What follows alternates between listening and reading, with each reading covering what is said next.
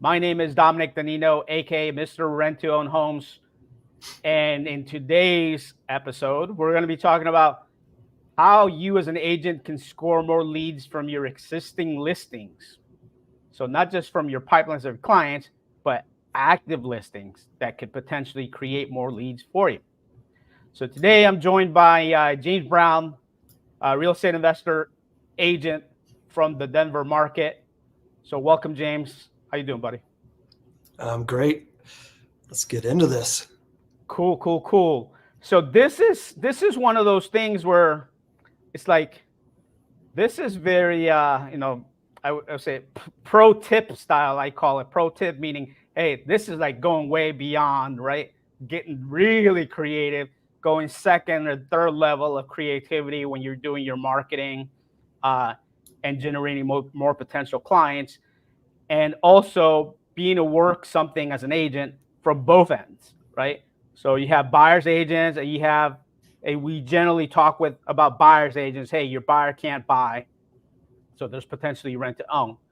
However, right, what about listing agents? Because I've talked to, we've reached out to agents and say, hey, you have any clients that can't qualify for traditional financing? Maybe potentially we could do it rent to own homes, and say, oh, I only work with listings. I don't work with buyers. I've had that several times. Like, yep. Oh, okay, that's okay, right? That's no big deal. But let me tell you about a method that you can kind of apply. So if somebody, an agent, comes to you, James, and say, okay, when we say how to score more leads from your existing listings, how does somebody do that? Okay, this is great, and I've got a good example too. A gal in Oklahoma reached out to me, and did exactly what I'm going to lay out here. So if you have a listing and it's a good rent to own type home, that's kind of the main thing. 3-bedroom, 2-bath in a metro area, median price range. That's kind of the box, just, what most everybody would want. If it's a good fit, and reached out to us to double check that. But when you put in your listing, the listing terms, the financing terms available, you can put, in addition to FHA or VA, conventional, add, and it's going to be different in different MLSs, but like for here, lease purchase, aka rent to own, owner will carry, or private financing available. Those are the three, at least for the Denver, RE, Colorado MLS. They could call it something different in Phoenix, where you are, wherever people are. So check those boxes.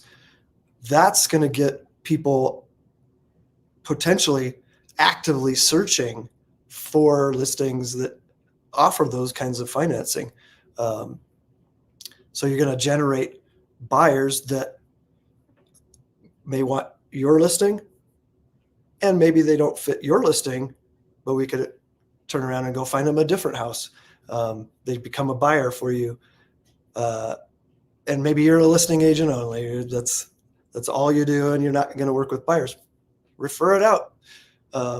You've just created, one more potential client, and maybe they don't fit rent to own. A lot of people that reach out don't. But if they don't, at least you've made contact, and now you can nurture them.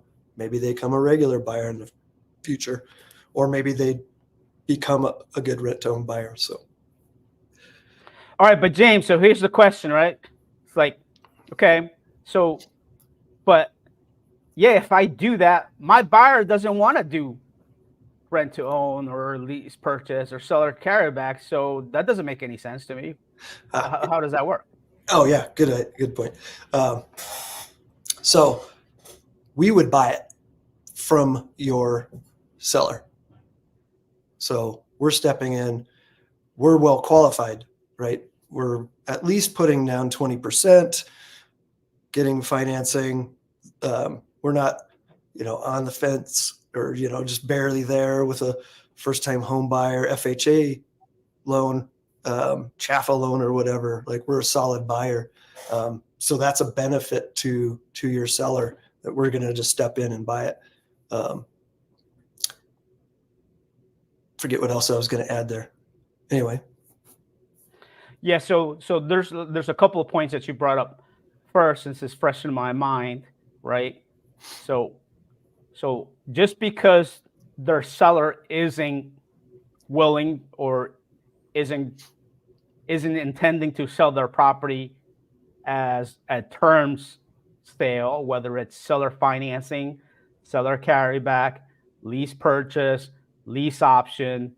There was one that you guys have that we don't have here in the Valley. Yeah, it was just lease purchase, owner will carry, and private financing available. Private financing, right? Private, we don't have that button here. Whatever. But we have seller financing, seller carryback, lease option, lease purchase. So yes, if you're a listing agent and you have a listing, your buyer or your seller may not want to sell it in that fashion, but that doesn't mean that we couldn't step in as the buyer for that listing. If there's an eligible buyer on the other end that needs terms and qualifies for our program, then what we would do is step in, buy your listing, and then we're just going to do the transaction with the person that can't qualify right now, that needs rent to own until they can get their financing down the road. That's basically it, right? Yeah. And you brought up, we're well qualified. And here's the thing that probably a lot of people don't even realize, may not understand. It is more difficult to qualify for owner-occupied financing, traditional owner-occupied financing, like FHA, VA, conventional, than it is to get investor financing, right? One, because investors are putting a bigger chunk of money into the transaction, right? 20% or more. The regs from a qualifying standpoint are different for owner occupants versus investors. Reason being is because post-financial crisis, right, after people got into the house when they really shouldn't have gotten into the house and they didn't qualify really, right? It was they used to call the ninja loans, right?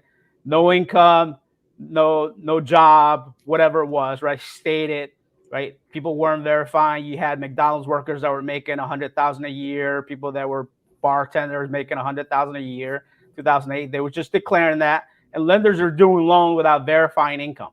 And that's how we sort of got into a little bit of trouble, right? A little bit. Yeah, a little bit. Right? So that's what happened. And then post 2008, right? The government and, we had the new laws that came into effect, right? Dodd-Frank was one of them, right? Post that. And basically it required lenders that are going to sell their loans, like Fannie, Freddie loans on the conventional side, FHA, VA, right? Because those are government backed. The government saying, hey, if we're going to take on this risk for these loans, you better make sure that these people can pay, right? So now the guidelines for verifying people's ability to repay are so much stricter than they were before, right? Because we have owner occupants. Because the government doesn't want people they don't want people getting booted out of their house. Like in 2008, right? People got booted out of their house. They really shouldn't have qualified, but they went crying to the government. And then, what are they going to do? Is say, hey, who's at fault here? There's always somebody that they're going to look to blame, right? And at that point, it was lenders, right? And banks, right, were put the blame on because the consumer apparently doesn't know any better, based on, the regs. So now there's overprotection for the consumer. But with that comes more scrutiny, right? So you have to dot every I, cross every T, and make sure that your income validates and your job stability and all of that has to be verified. A lot more strict now, and so it's more difficult for owner occupants to get into a home. It just is, right? On the other end, for investors, it's so much more easier. Why? Because to boot the investor out, or to a lender to foreclose on an investor, they don't have to jump through all the hoops as if somebody was occupying their primary residence, right? Because investors understand the risk And as part of the disclosures, the lenders say, hey, you're an investor. You understand the risk. If you don't pay, we're coming to get this house. We don't have to go through all the hoops as owner occupant, because we won't have you going crying to the government, say, hey, they kicked me out of my investment house. The government's going to say, well, too bad, so sad. You're an investor. That's the problem. That's the risk, right? You're gambling, or whatever they want to call it.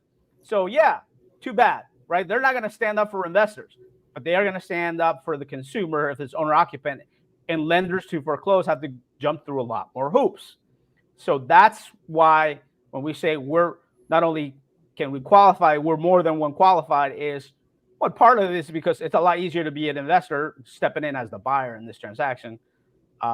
Also, we're going to have a lot more skin in the game too than most owner occupants that are trying to do down payment assistance, the minimum down, and so forth, right? So they're limited by their income and so forth. And investors just going to have deeper pockets, right? They're going to have reserves. If the person doesn't make a payment, then I'm going to have 6 to 12 months reserves to continue making the payments and so forth. Yeah. Right? So that's why it's, if you did not know, it's a lot easier to qualify as an investor because you're required to put more money down, and the lenders view it that way and say, hey, if you don't pay, we're going to boot you out. And if you already put 20, 25, 30, 50% down, hey, that's a win for us if you don't pay. They want the investors not to pay, right? Because there's so much equity in it because there's already cash into the deal, right? So they, especially in this market, right, where there's low inventory. Now, lenders really don't want to take back houses, but from an investment standpoint, if they have to, the risk is mitigated by the amount of money that an investor comes in on a transaction. So yeah, so you brought up a good point about, being more than well qualified. Yeah, investors have to be more than well qualified, and because they're putting a lot more skin in the game than most owner occupants.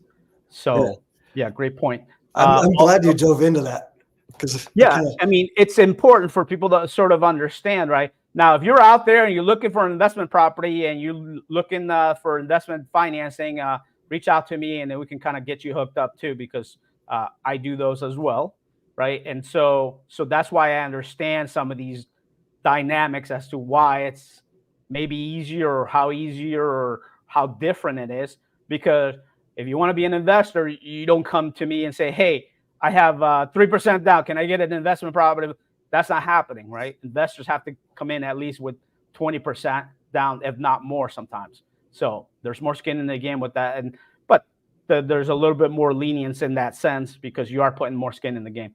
So, yeah. This is great. Since you're a lender and I'm an agent, and all these transactions require both, it's great to have both perspective and the experience doing rent to own. So yeah, and absolutely, right? Because you give the agents perspective on what they're looking at, and I'm looking at it as a lender. And it's like, okay, where's my risk here as a lender, right? On a rent to own, are we putting the right person into the rent to own? To if we're going to step in as the buyer, is this risk? Because if we're the investor in the transaction, we're the ones that are taking the risk that somebody doesn't pay us because we're responsible to pay somebody else, right? So I look at it as a lender and say, okay, is this good risk or is this bad risk? That's why not everybody qualifies for our rent to own program. Right. There's a misconception that, hey, rent to own is no money. You just get into the house, you make a payment, see if you like it, don't like it. Now, there may be others out there like that, but ours isn't that way, right? We want somebody that is committed, that wants the house. And the beauty of it is, it isn't like we have a couple of houses here say, hey, you get to pick one of these 2 or 3, right? The person gets to pick the house, but we have to make sure that, hey, they're the right fit under our guidelines or a fit for our program. They say, yeah, we're going to take a risk on this person to help them along the way until they can get their financing, but get them into the house now. And then obviously the benefit to the agent is, hey, you get paid now versus later, right? Yeah. That's why I love this video series. We're doing this format. There's so many misconceptions, and there's some truths about rent to own, right ways to do it. And like for those listening and watching, Dominic and I both teach classes for agents and lenders and go over this so you can get your head around all the subtleties of this stuff, and figure out how to make money and help clients. So, yeah, and there are a few companies out there that will do rent to own, or individuals, because there's a few companies, but there are individuals that you may see advertising on Craigslist, or maybe they put up a sign out in the street and say, hey, you can't get qualified for financing. I can sell this to you on some kind of terms, some kind of in the rent to own, or you make payments to me, or some seller financing. Here's the thing, and what I love about what we do is you're licensed as an agent and I'm licensed as a lender. When somebody's licensed, there's somebody looking over our shoulder to make sure that we aren't doing anything shady or improper or illegal, right? So when I take my approach, it's like, how would I, if I had to go to court and I got to get in front of the judge, and the judge is going to ask me questions and say, hey, you knew that this person couldn't make the payments, but yet you let him into the house, right? They make $50,000 a year, but you put them into $1 million house, right? How's that going to look for us? Definitely is going to be a problem, right? Yeah. The judge isn't going to look at us in good light. Two, could we potentially lose our licenses for doing something? Yeah, right? So there's a level of scrutiny that we, or a burden that we sort of carry from this point of being licensed. There's a lot of companies or Joe Schmoes, that individuals that do some form of rent-to-own method, but they aren't licensed. They are not under the same scrutiny, right? That's what makes us different. We take that approach as a lender. Hey, no, we have you as an agent have some fiduciary duty, right? Me as a lender as well, to depending on who's the borrower or who's not the borrower. Two, am I acting as an individual in the transaction and say, hey, I'm the investor in this, and I'm just buying a house, or not, right? So there are some things that come into play, and knowing the rules, right? We have to take the test. We have to know the rules, right? There's compliance that comes along with that in order for us to get our license and maintain our licenses, right?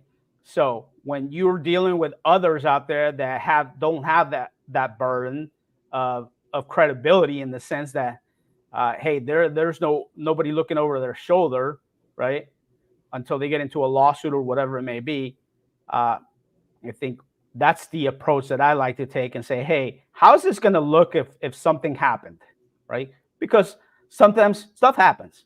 It can happen, right? We used a different term before we started, right? When stuff happens, right? But yeah, so that's why I'm passionate about what we're doing from our rental approach, because we're taking that approach, and that's why we're not afraid to work with lenders and agents, because I can talk to a lender and I can talk to an agent and say, hey, these are the rules, these are the laws, right? This is how you're supposed to approach it, and this is why we do it this way, because it protects everybody, right? It protects everybody, and saying, hey, was this the best thing that we could have done for this client? If we do that and we document it along the way, yes, we attempted to get them to a traditional loan, but for some reason they didn't qualify, and this is what happened, and this is why we vet them and ask the person, hey, what happened? How come you didn't qualify? Why did that lender say no? Well, let me look at your information. As a lender, I can look at their information and say, hey, oh yeah, it's right, that lender is correct. They didn't approve you because of this and this. Now, potentially, could I come up with another solution and say, hey, let's get an explanation for this. Let's add additional documentation, and maybe I can approve you for the traditional loan. But if not, we have documentation that, hey, you didn't qualify because your credit was 400, and there's no traditional loan program that lends with 400 credit score. But we can be flexible, right? Because we don't have a credit score minimum. But we want to understand what happened. Is this a life event, a one-off event?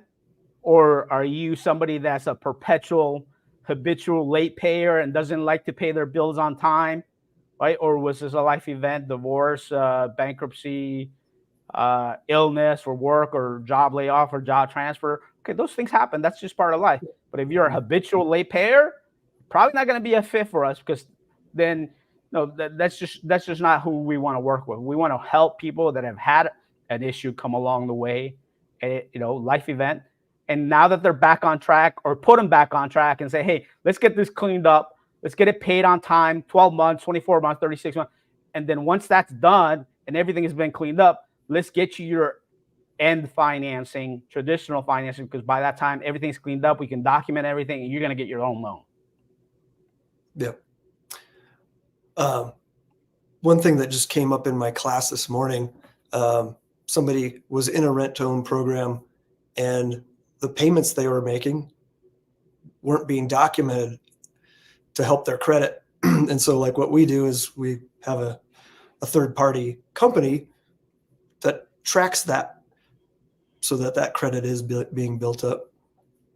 Yeah, there's multiple ways, right? Because at the end, the lender is going to say, hey, where do you live now? Okay, I'm living in the house that I'm trying to buy. I say, okay, who's the landlord? Who are you making payments to? Or is the lender?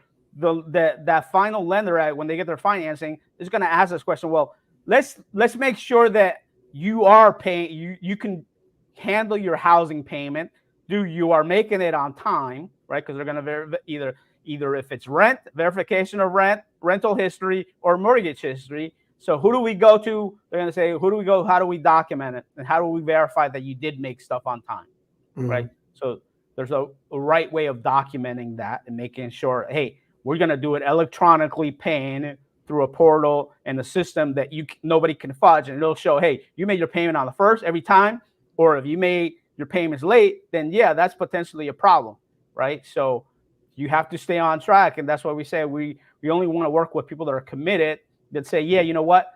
My past is my past. Don't judge me on my past, but here's what I'm willing to do and commit and work towards getting all this cleaned up and being on time and being responsible, right? We want to help people, like as the term we use is, bad things happen to good people. Yep. Right? Bad things happen to good people. It's like, okay, we want to help those people as much as we can. But if somebody isn't willing to do their part on their end, then they're not going to be a fit for us. It has to be some commitment on their part, right? Because we are basically taking a risk on them.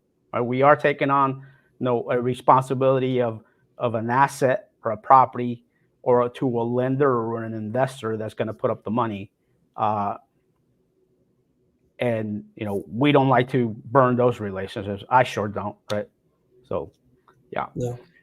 I hadn't thought about it until we got to talking about this, like with the verifying rent through a third party. This came up in my class too. An agent had somebody that had done a deal just kind of between friends, rent-to-own deal, and I'm sure they weren't doing that, but if things got contentious with a direct seller that's not a company like ours, that seller could be like, oh, they were late on their payments. Like if the lender in the future start asking, yep, if they were trying to like end up keeping the house, like screw over that buyer. So that would be a bad position. So going with a company that tracks that and is aware of those kinds of things and wouldn't do that, that's important. Yeah, like I said, there are some pitfalls that could potentially happen from both ends if people aren't being upfront about it. Yeah. Right. And you're not working with professionals, right? People that are licensed, right? That, hey, understand the rules and the laws and are bound to say, hey, stay in compliance, because you're documenting everything along the way. You're not telling them one thing and then doing something else and so forth, right? So there's no point in jeopardizing my license or you jeopardizing yours for one transaction. We could do many more transactions doing things the right way than just for one transaction, just to kind of for the sake of money or whatever it may be. So yeah. But back to scoring more leads from your listings. Yeah, I've got an idea on that. Yeah, go ahead. Just back to when you do your listing, tell your sellers what you're doing. Obviously, say, hey, we're going to select these financing things, and the point being, you're able to bring in more buyers than an agent that only had like the FHA, VA, conventional, didn't have these others. You're opening it up to way more buyers where we would be able to step in. So that's a benefit in your listing appointment. Tell them this is the kind of things that I do that set me apart, and can potentially get you a solid buyer. That's right. Right. Being different than your competition.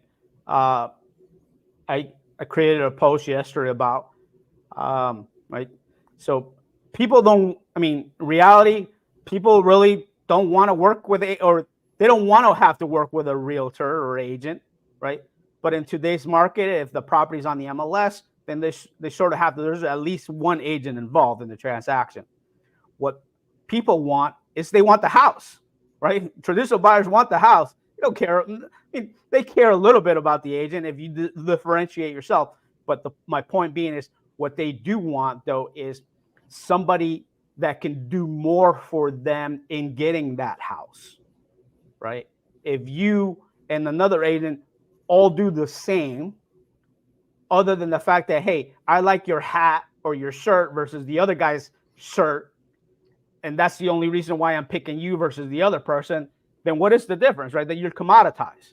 Yeah. I just throw a rock and hit an agent, and then that's that, right? But if you're an agent and say, hey, Mr. Buyer, I have more solutions than just traditional. Let's start there and see what happens. Tell me about your situation. Let's put you through a lender. Let's get you pre-qualified. If you can't get pre-qualified, there may be potentially another solution for you, right? So people want to work with the people that have more solutions to their problem, right? And this is a way for you as an agent could have that and be different than your other agents. So yeah, adding more solutions. If people want to work with people that have more opportunity to bring the solution to the table in a different kind of way, right? And it makes you more credible in the sense like, hey, this guy knows what the heck they're doing, because how come you, agent, don't know what this is? Or how come you can't do this? Well, they don't know. They don't know you better unless they went to one of your classes or one of mine, right? Yeah. But generally, it isn't stuff that generally brokers are teaching their agents, right? When you bring up seller finance, just recently, right? Maybe over the last 18 to 24 months as rates went up, that's discussion has started to pop up. I see more agents saying seller financing, seller carryback. But before that, it was like, what is seller financing? They couldn't spell seller financing, right? So they didn't understand some of the stuff that isn't new. This stuff has been around. It just hasn't been used, right? Because when rates are 3%, nobody was thinking of that, right? Yeah. But in the 80s and early 90s, when rates were higher, even higher than they are now, right? This is how properties used to get sold, right? Seller financing, seller carryback, some kind of terms, lease purchase of this option. This is not new. It's just, I don't know. I call it. I don't want to call it a comeback, as LL Cool J would say. Don't call it a comeback. It's been around. It's just people aren't savvy to it or aren't skilled in it enough, and they're maybe just learning about it. But now you as an agent can differentiate yourself and say, hey, I have the skill set.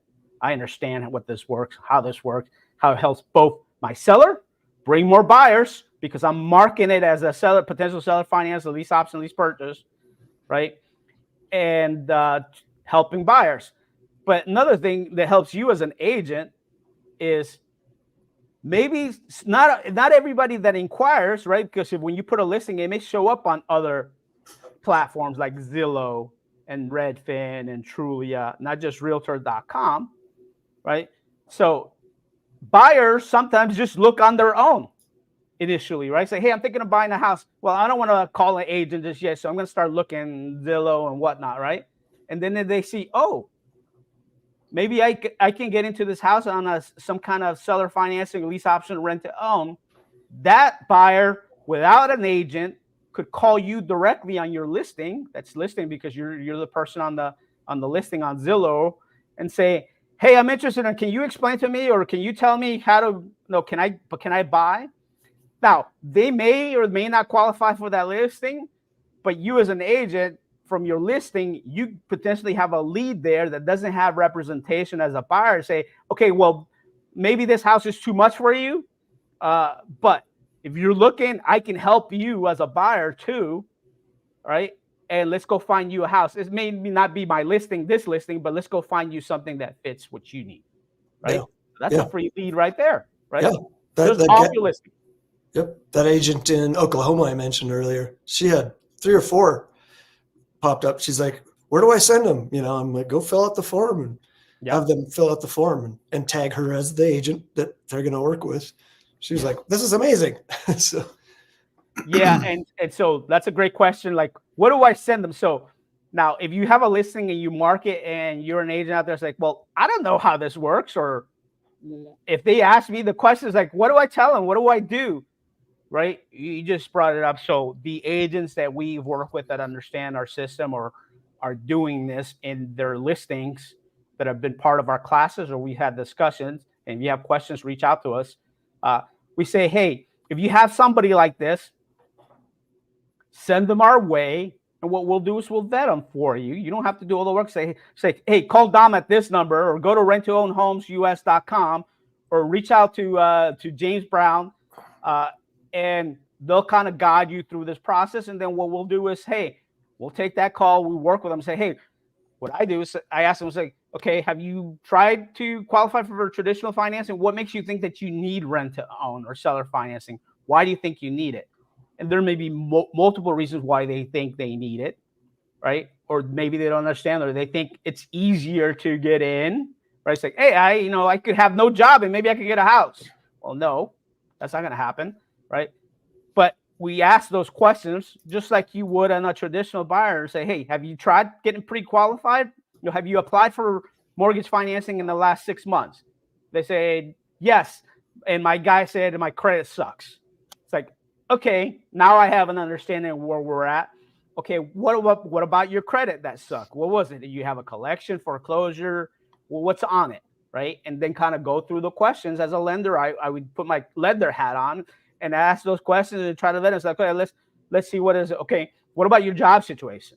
No, how much do you make? How long you been at your job? Okay, good. How much would you have for a down payment to buy a house?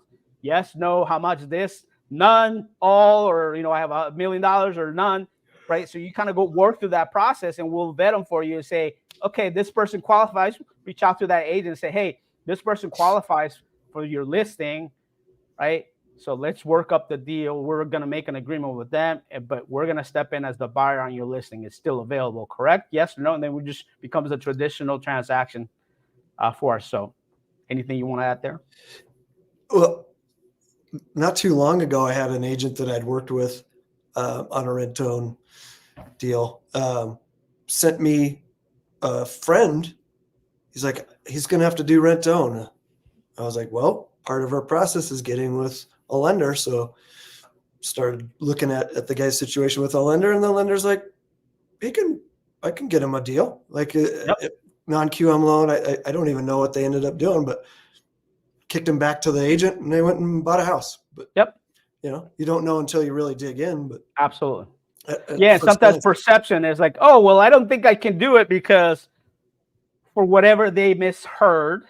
Well, it's not even a word, but they heard, or they had this misconception. Hey, I don't think I can get financing, right? But they haven't even gone through the process. So we want to vet them and go through that process and say, hey, if we can't get you traditional financing through one of our programs, it may not even be an FHA or conventional. It may be what we call non-QM type of loan, where they're a little bit less strict than those, right? So it could be potentially somebody that's self-employed, but they can document bank statements or a profit and loss from the CPA or something along those lines to document what's happening. There are loans out there, there are loan programs that I have that can get somebody in. That's why we go through that process. And if we can get them into one of those, then we do that before we even go down the rent-to-own path, right? Because we're trying to help them, right? So as you mentioned, and that's the value that we bring is, hey, But so James, so the guy the lender that you sent him to said, yeah, they can get financing. What did you do? Did you get any money? Did you steal that client from that agent that referred him to you? Right? Did you do that? Of course they did. Yeah. No. No. Yeah. There's Right. nothing in It's it for about me. relationships, right? You Yeah. say we're trying to like, hey, no, this person qualifies traditional financing. We don't need to step into the transaction. I may just do it. Hey, we're just gonna give them a loan. You agent, this is your buyer. No, we're gonna give them the loan. Let's make the offer. Let's get that in. Let's go over the appraisal, the inspection, whatever it may be. Let's just give them the loan. And they're gonna close as a traditional sale. You get your commission, and that's that. There's no aspect that comes out of that other than they get in the loan, right? So I'm doing a loan for them as a lender. Like you're being representing them as a buyer in that transaction, right? Now with you is a little bit different because no, you're saying, hey, my lender says they qualify. Just work with the lender directly. I don't need to be involved in this because they're good to go, and then that's that, right? But that adds value to you as a lender and a resource, a go-to person to say, hey, they're gonna do right by me if I come to them and say, hey, they're not gonna try to steal my buyer, this kind of stuff. These things that generally in the traditional real estate space tends to happen, or there's maybe a perception that it happens every once in a while, but everybody's so paranoid about certain things like that, right? It's like, look, this one transaction isn't worth my relationships that I have with agents and other lenders that I work with, right? It's a relationship business, right? And there's more money to be made or more business to be done if you do business the right way. Exactly. Yep. All right. How about lenders, right? So we talked about agents, how you benefit from your listing, and then lenders. Lenders obviously don't have listings, right? But you lenders do get leads from either agents or your own marketing, right? And so if it's a lead from an agent, and for whatever reason you can't qualify them, but you as a lender can say to your agent partner, say, hey, you know what, they don't qualify because it's this, and this. Now, obviously, your agent partner is going to be disappointed, but if you're a lender, you can say, but I may have a solution for you. I know my rent-to-own guys that may be able to get them into this, and you, agent, are still going to get paid. Now, me as a lender, I'm not going to get anything right now, and that's okay, but my relationship with you is more valuable, hoping that, hey, let's get this deal done. You get paid now, and at least you continue sending me more business because I'm doing right by you. And how I, as a lender, get paid is, hey, down the road when this person, everything gets cleaned up and they need their end financing, then that's when I step in and I do the loan, and that's when I would get paid, right? So you bring in value as a lender to your agent in situations where they don't qualify. You're bringing value to them, and if that agent, right, if I'm your preferred lender, James, and I got a solution for you, you understand, hey, I can't qualify everybody, but every once in a while we're going to have a couple of people that are going to say, hey, they're going to be a fit, and you're still going to get paid. How are you going to view me as your partner, lender partner? Yeah, that's a value add. Absolutely. I just got that same exact call right before we started recording this from a lender that I'd worked with. She had an agent come to her with a guy. He's moving from out another state to Colorado. He's not going to qualify. He makes good money. Car salesman, just to get into the weeds a little, car salesman makes 150 grand. He's getting a job transfer. He's got his job already lined up here. But she can't qualify him because he's transferring from one state to the other. But he's got money to put down, good credit, makes good money. Everything's pretty much lined up from what I could see, just from that one phone call. But we're going to pay out that agent when we find him a house, and that lender will have one in the pipeline. And, we may even use that lender. I've worked with her. I would love to send her some business. So we can use her for the loan on the front end when we buy the house. So. Right. Or on your other scenario where, hey, that agent had a friend that send that thought they need a rent to own. You send them to your lender, right?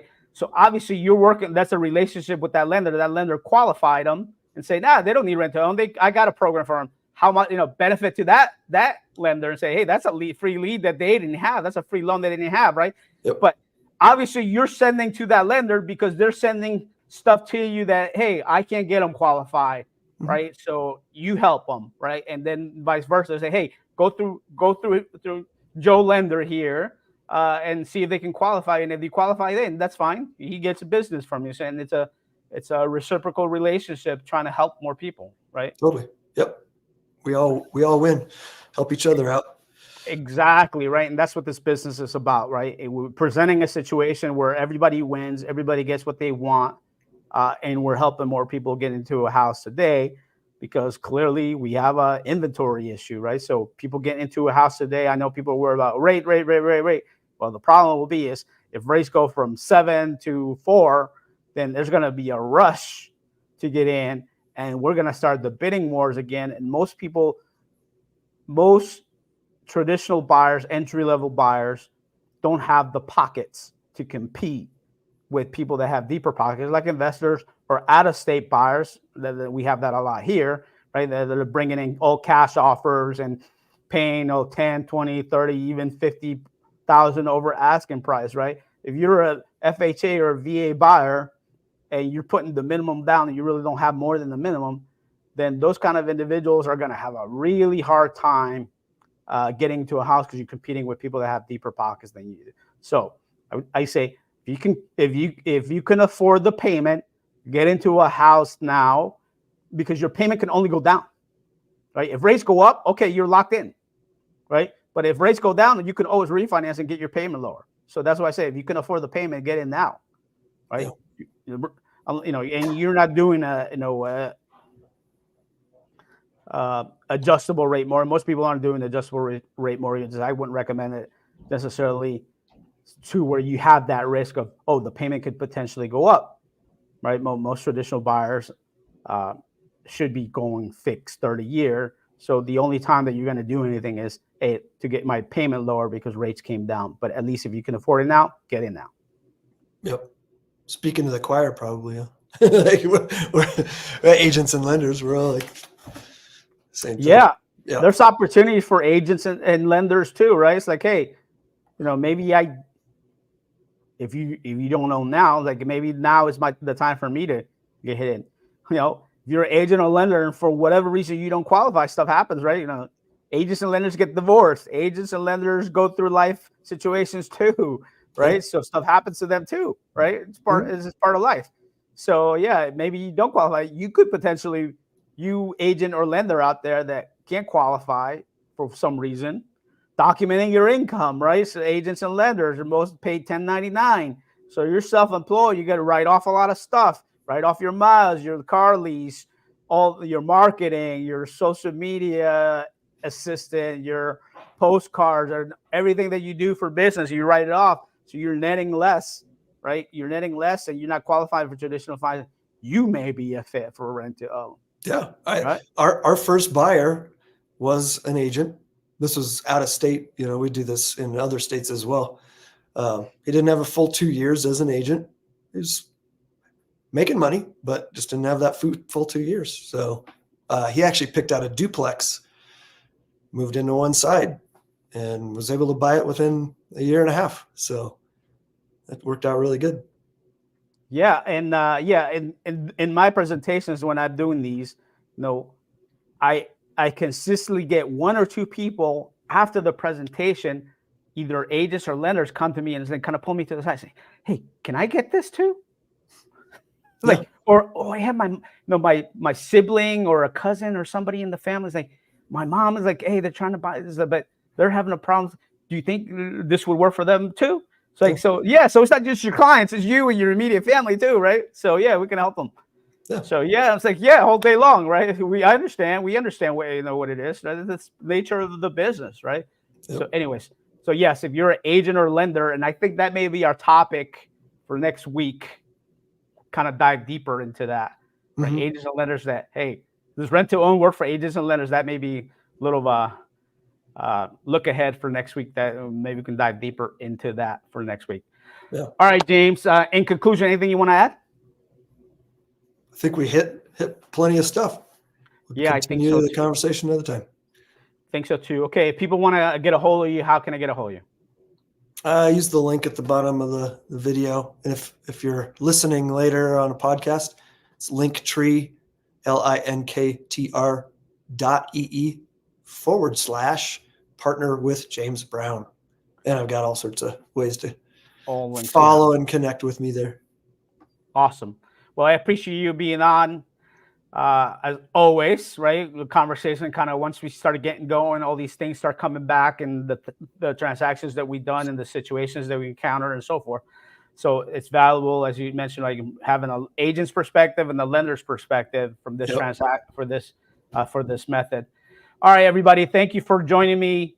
If you need to get a hold of me, I am Mr. Rent to Own Homes on IG, Mr. Rent to Own Homes on TikTok. Our website is rent2ownhomes, rent the number 2 ownhomesus.com. That's our website. That's our rent to own program. We have a video on our homepage, kind of explains a little bit of the process. But if you have questions, you can reach out to me, or my number and email will be in the information on the description of the video. So until next time. Again, my name is Dominic Danino, a.k.a. Mr. Rent to Own Homes. Until next time, see you. Bye-bye.